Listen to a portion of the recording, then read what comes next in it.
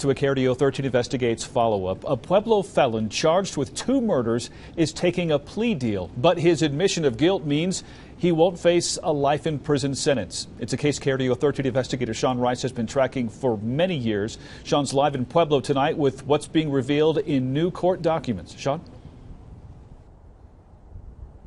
Yeah, Bart, 33-year-old Nicholas Tumblin lives right here behind me inside the Pueblo County Jail. It's where he's lived for the last 2.5 years after being accused of killing 2 men back in 2021. And if all moves forward as is laid out in a new plea agreement set to be finalized next week, Tumblin would move from here to state prison.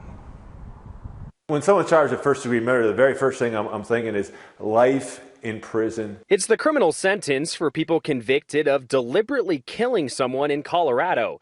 In 2021, Nicholas Tumblin was charged with doing this not once, but twice.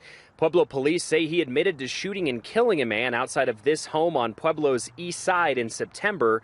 And while he was in the Pueblo County Jail, the sheriff's office linked him to the murder of a man found dead in rural eastern Pueblo County that July. Perhaps they're saying this is just as good as a life sentence, and it's going to save us the risk of going to trial as well as the cost, the burden. Former prosecutor turned defense attorney Sean Conti says this plea agreement offered by District Attorney Jeff Chostner's office is nearly identical to life in prison.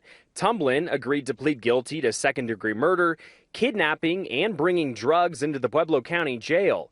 Both sides agreed to a sentence of 70 years in prison for all of those crimes. It's in essence a life in prison, but we don't know. Maybe in the back of the defendant's mind, maybe his grandmother lived until she was 100, and longevity is a trait that he has in his family. And he's thinking, you know what, I just want to see the sunset on my dying days outside here.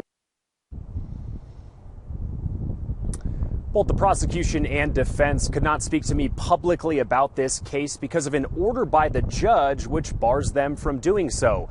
Both of these plea agreements still have to be agreed upon and approved by that Pueblo County judge at Tumblin's sentencing hearing set for next week. Reporting live outside the Pueblo County Jail, Sean Rice, KRDO 13 Investigates.